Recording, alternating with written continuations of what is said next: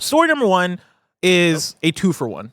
All right, I got 1A and 1B. I'm going to read through them at once. All right, starting with 1A. Grand Theft Auto 6 is still on track for a fall 2025 release. This is Tom Ivan at Video Games Chronicle. The Grand Theft Auto 6 release date remains on track for the fall of calendar 2025. Publisher Take-Two confirmed the game's planned launch window hasn't changed as part of its second quarter financial results on Wednesday. Updating its financial guidance in May, Take-Two narrowed the game's release window from calendar 2025 to the fall of next year.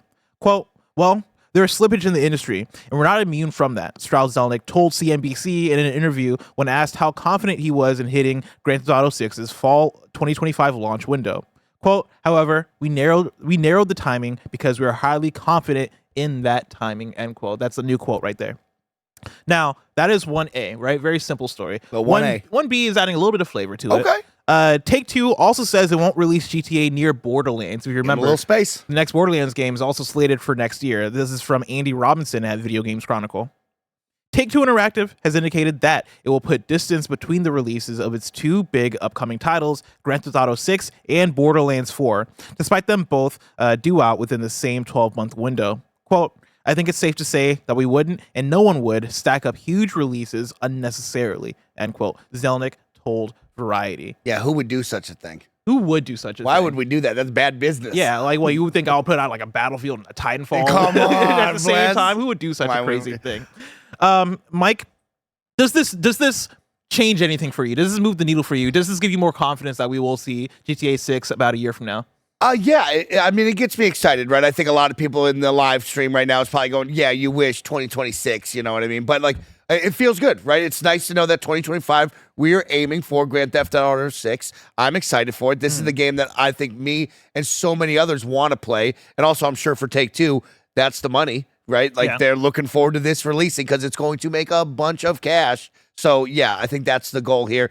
Being smart about it, of saying, hey, we're going to let Borderlands have some room to breathe. You would expect that in the first half of the year. Then GTA in the second half of the year. That's the right move. That's good business, protecting your other asset there. I like everything I'm hearing right here. Yeah. Yeah, I mean, it's the thing where I want to believe, and this gives me a little bit more confidence in it, but there's nothing in this world that's maybe going to for sure go, oh, yeah, we're going to be playing GTA 6 a year from now. Like, it's one of those, I'll believe it when I see it. I think Rockstar tends to be pretty, known for their delays, at least like every now and then. And I feel like Red Dead Redemption, the last one, got delayed quite a bit. I forget if GTA 5 had delays to it. That could be a kindoffunny.com/you're or chat if you can look that up, right? Like, did GTA 5 get delayed quite a bit? But I don't think Rockstar is anywhere above like delaying a game. And of course, we all know that plenty of reasons can come through to make something get delayed, right? There could be last minute bugs. There could be like big shifts toward the end of the game. We're still a year out from this thing, and it's been being worked on forever, right? And like,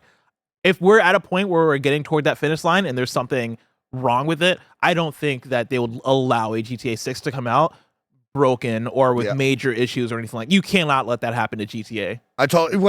I will say this, Bless. I think if any game out there, we always talk about first impressions and not coming out incorrect. Yeah. If there's any game that has the good graces of the gamers and they'll look past that, it's Grand Theft Auto 6. Yes. Like, if this game did come out and it was broken and all of a sudden we didn't get the true fix for another month to 3 months, let's say, when it was supposed to be delayed and pushed to, I think GTA 6 out of any game in the stratosphere is the game where it's like, oh, we're going to be okay with that. We're going to be okay with that.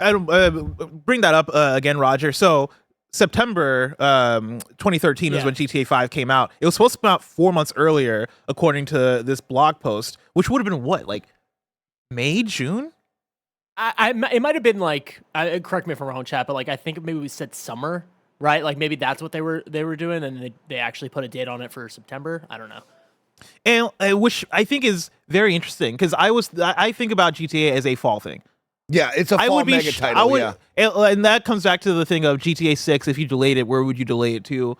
I feel like if you're delaying that like you're giving it 8 more months, or you're giving it like 12 more months. But like them seemingly, originally being in the position to put out GTA 5 in the summer makes me go, man, what if like they delayed it and it got delayed into, I guess, May.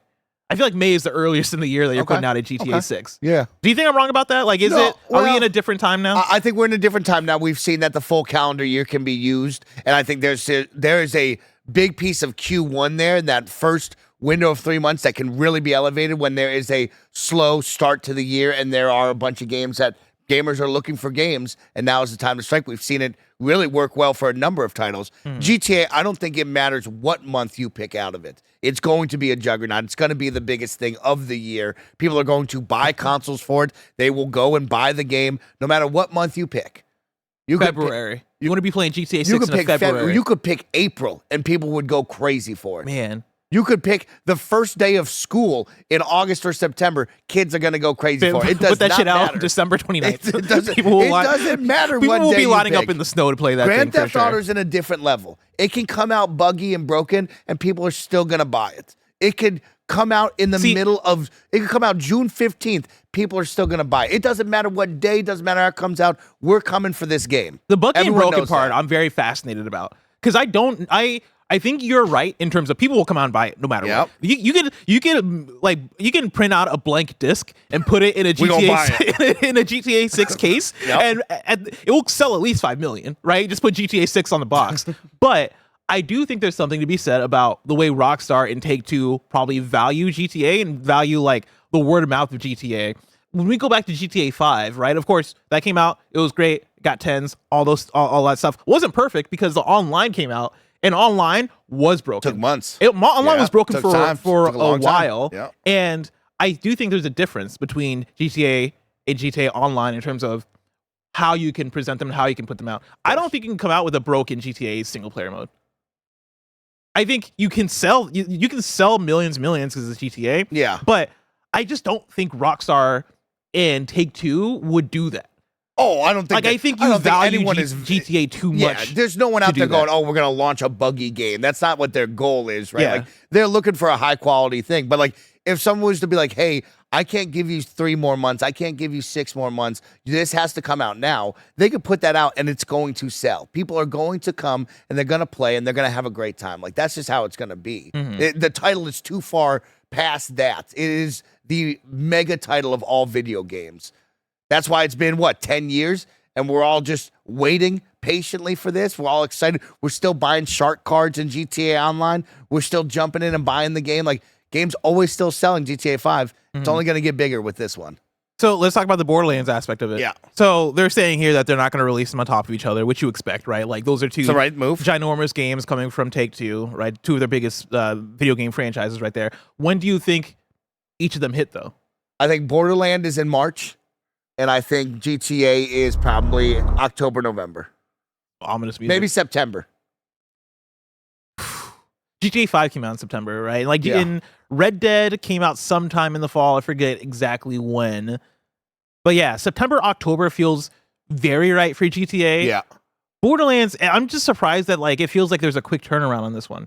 I was surprised to get that announced at, was that Gamescom opening night live? Yes, remember that? And then, when the movie came out and nobody was happy about the movie, Randy got on Twitter and X, and he was like, yo, we're making GTA 4, don't hate us. And it was, or Borderlands 4, don't hate us. And we were like, don't worry about it, man. Like, just give us the game. The movie was really bad. Let's not talk about it, Yeah. But like, do you, announcing it, again, Gamescom in August, right? Coming out in March, that feels like such a... Why? Do you need a big run-up for Borderlands 4? Haven't you lost the love and the luster for Borderlands 4? Or Borderlands in general? I feel like Borderlands has kind of started going downward for a certain I think that's amount. fair. I think there's the diehard fans and people in the live audience in the comments will be like, no, Mike, I love Borderlands. And don't get me wrong, I love Borderlands. But like since Borderlands 3 and then into Tiny Tina's, it's been kind of a downhill slope. There's not a hunger for Borderlands. Yeah, it's not like I'm dying for Borderlands like I used to be with 1 and 2 way back in the 360 days. We're in a new world now where there's 1,000 games coming out a day and a month. And like Borderlands is not high on the I gotta have this like Grand Theft Auto. This episode's brought to you by Phasmophobia. The genre-defining horror game is finally out now on consoles. Yes, that's right. The phenomenon that is Phasmophobia has finally entered console early access on PS5, PSVR 2, and Xbox Series X and S, with full cross-play support across all platforms from day one. Join the already almost 20 million players on Steam, including our very own Snowbike Mike, and get ready for some spine-chilling ghost hunting with up to 3 friends. Experience the horror as you investigate immersive haunted locations and gather evidence to help you succeed. With several different ghost types and unique traits, no ghost hunt is ever the same.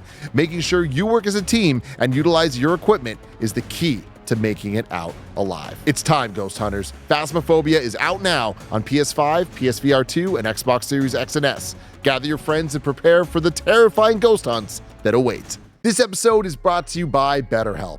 I want to take a moment and say thank you to Barrett. Barrett always goes above and beyond to keep all of our shenanigans going. This month is all about gratitude, and in addition to Barrett, there's another person we don't get to thank enough. Ourselves. It's sometimes hard to remind ourselves that we're trying our best to make sense of everything, and in this crazy world that isn't easy. Therapy helps you find your strengths so you can ditch the extreme resolutions and make changes that really stick. You can get out of your negative thought cycles and find some mental and emotional peace, and it can give you the tools to find more balance in your life. Some of my best friends use BetterHelp and love how helpful it can be for learning positive coping skills and how to set boundaries. It empowers you to be the best version of yourself, and it isn't just for those who've experienced major trauma. Just fill out a brief questionnaire to get matched with a licensed therapist and switch therapists anytime for no additional charge. Let gratitude flow with BetterHelp. Visit betterhelp.com/kindafunny today to get 10% off your first month. That's BetterHelp, HELP.com/kindafunny. So you don't think Borderlands is going to come out and make those major waves in the way that previous ones have? I think if it's good, it will be exciting, right? We saw in that trailer, they're doing something different to the art style, right? They're taking us somewhere new. There's a chance for Borderlands to be really awesome, and Borderlands as a franchise in the game is awesome. It's just, we've been burnt before. We've been burnt out on Borderlands when we get into these repetitive cycles of 1, 2, 3. We got Tales from the Borderlands. We're trying to make this mega thing. It's like, we can slow down. We saw this with Assassin's Creed, with Far Cry, with Ubisoft titles before, other titles, where it's like, you get so much, you kind of are like, hey, the jokes aren't hitting the same, right? The gameplay is the same over and over again. I love the mega gun, the million guns, but like, we can refine this. Where do you think that went wrong? Because I feel like Borderlands, I during the Borderlands 1 and 2 era, it felt like it was selling like hotcakes. Like my normie friends, right, were fucking with Borderlands. I think I've told the story on the podcast before of like my friend Joe back in college. He worked for the engineering school, or he attended the engineering school, had access to a 3D printer, and he 3D printed his own like cool ass version of Catan that was like Borderlands themed. I think that's cool. I might stop a picture. Maybe during the break I can like try and find it and like send it to assets. And it was the coolest thing ever. That's how much, and like Joe was a gamer, right? But like, I feel like that's how much people love Borderlands. People identify with it and want to love it. I feel like that shifted after Borderlands 3. Borderlands 3 felt like a turning point, and it's crazy because I don't think that game was bad. It seemed like people liked Borderlands 3 fine. Like, Borderlands 3 was just more Borderlands. Do you think Tiny Tina was just too much? Do you think the looter shooter genre has just become too populated? Like, what do you think that shift was? I think it was just the jokes. I think it was the writing. I think we'd been in that world for so long that, like, for me personally, Borderlands 3 started to feel like old, like, not old Rick and Morty, but like the old Rick and Morty where it's like, it's the newer stuff where you're like, I've seen Pickle Rick so many times, I'm getting burnt out on these jokes. Yeah. Give me something fresh. That's what Borderlands 3 writing was to me. And that's why I like Tiny Tina's, was I enjoyed the writing. I didn't enjoy the setting of Tiny Tina's, right? So I think there's this thing of, we got to make this fresh, new writing and world, and we got to have a better setting here. How do we mix that together and make sure Borderlands 4 I wonder if they're having those conversations of this writing needs to take a step up, because I do wonder, it was Borderlands 3's writing that much of a step down from 2 and 1? Because for what I played, I felt like it was on par. But I always feel like Borderlands always had the juvenile, like kiddie humor. It was meme humor, right? Like Claptrap has always been Claptrap to me. Yeah. And the jokes and the writing was never the reason I was playing Borderlands. It was always like, I want more guns. I want to unlock the loot. I like the world for what it is, right? Yeah. Like, I think the world is like somewhat interesting, but for like the juvenile aspect of it, that always felt like was the case. And I wonder if it's a thing of maybe it just didn't grow with its audience. Because if you played Borderlands 1 in, let's say, 2009, 2010, and then you grow over the course of 8 years or 9 years, however long it was, and you're that much older and you're playing Borderlands 3, is it just the fact that you've outgrown this? Like, I don't find this funny anymore? I think that's what it is. They're also looking for that audience that was your age when you first started, right? They're hoping for a new generation to jump on jump on those meme jokes and think, oh, this is where I gotta be, right? You're in this weird world of, do I grow with Blessing, or do I look for the kids that are now replacing Blessing at that age that I first got Blessing into? I'm excited for 4. 4 is a very interesting one just because we have so many games, and we've seen games like Saints Row, which I was excited for, and I wanted that to come back, and it didn't come back well, right? Like Borderlands 4 is one of those games where it's like, you have great gunplay, you have awesome guns, you have this world that we're all bought into, we like the jokey, fun humor. Can you nail that now in 2024? The movie doesn't instill confidence in you after watching the movie. You're like, oh, they definitely don't got it, but the game is different from the movie. So how do we make sure that we got something fresh? And I think with a new art style change, that could be that. Or maybe we just hate it. We'll find out. We'll find out. I want to bring some super chats. Jay Plays Casual writes in and says, I think Rockstar will announce a delay mid-2025. Yeah, I mean, I'm sure everybody out there is going, oh, they're going to delay that, right? And we're not inside the halls of Rockstar to know, right? Yeah. So we'll never know until it happens. I think we're all feeling that until it feels a little bit realer. If they release another trailer in, let's say, December or January, and we get maybe more gameplay or we get a peek into like what their plans are for online or whatever, I wonder if then it starts to feel real enough to where we can be like, oh, no, it's going to come out this fall. Remember when the world stood still for a minute when we all had that GTA 6 trailer drop? Dude, I mean, and it's just like everyone was talking about Where was I? Because I wasn't here for the GTA 6 reaction, and I'm sad. I was sick. I missed it. That was last December, I believe, right, Was that Roger? the day before Game Awards? Yeah. Okay, so I must have been down in LA, like flying down there for Game Awards or something. Yeah, but Greg was here. Yeah, you're right. Yeah, you might have been sick too. I forget. That was one of those ones where it was like, when it happened, we all like stood up. It was like, I think maybe, that was insane. I think maybe there was a preview event. I think there was a preview event that I was down in LA for. Maybe I stayed in LA for Game Awards, or I came back and then went back. I don't remember, but I do remember being sad that I couldn't dropped make early. Remember that? Like it was supposed to come. I think it was supposed to come a few hours afterwards, or like the day after, and then we already had the set and everything. That was crazy. What an exciting time this is going to be. That was awesome. When that next trailer drops and we get to see gameplay, we get a little more. It's going to be a good time. You think it's going to be part of Jeff's show? No. You think Jeff got the stuff? Come on, man. Help Jeff out. Believe in Jeff, together. Make this. Believe in Jeff. No, I believe in Jeff for a lot of things. But I also think that like Rockstar and Take-Two, they know what they got, and they know that nobody can fuck with them. Like, I think Jeff is outside the door weekly, outside that Take-Two door weekly, Strauss's door, just knocking. Let's build up a little partnership. Help me out. Strauss, let me get just one trailer, Strauss. Well, just 1 second of a trailer, a teaser. I'll tease your next upcoming trailer. Like, let me do something, Strauss. He's got 3 great shows going on throughout the year that gamers flock to and enjoy. He's got the Game Awards. Come on. Play nice with them. Give them GTA. Get into the Game Awards. Let's have some fun. I don't think GTA plays nice with anybody. Help him out. Let's have some fun. When you're the biggest kid on the block and you don't need shit from anybody, you're not gonna play well with them. It's like, no, man, I'm rich. I'm in my mansion. I like that Mike is acting like Jeff needs this. Like, we said this last year. I was so blown away that like, there's these weird things when we talk about Jeff Keighley in the summertime and Jeff Keighley here. It's like, it's odd that like we've had the same conversation where I'm like, yo, why is everybody not flocking to Jeff and being like, yo, let's all work together and have fun? You're like, Mike, they're so big they don't need Jeff. And I'm like, well, Jeff, it's all circle. Let's help each other out. Let's have some fun. I want to tune into the Game Awards because I want GTA to be there. I don't think Let's Have Some Fun is a good enough reason for Rockstar and one of the highest grossing entertainment franchises, if not maybe the highest grossing. I don't know where the list is now. It's just a trailer. Give them the trailer. No. Give them the trailer. They're going to drop on a random Wednesday the way they always do because they're going to get the entire internet. Like, they're going to drop the day before Game Awards. They're going to drop it. And then he's going to go to Game Awards and Jeff's going to be like, man, that GTA 6 trailer, that was pretty crazy, right? It's like, just put it on his show. It's a day later. It was when GTA 6, when the trailer came out last year, wasn't it like the #1 video on YouTube? Yeah, and it was like 2 days before the Game Awards. That does nothing for them. I'm just saying, it's just like, put it on there. Come on now, help him out.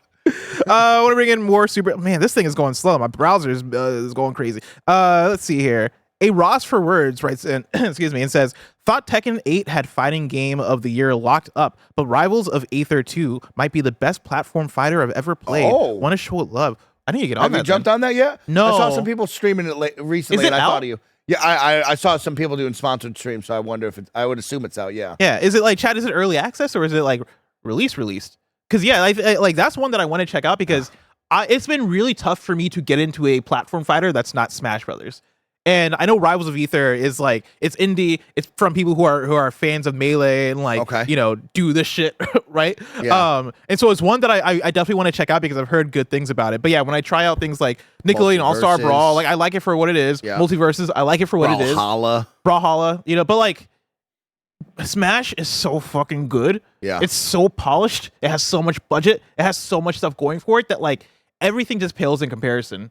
But I definitely want to check out Rivals. It looks really cool. Okay. Remember when we were playing 2XKO? I do remember that.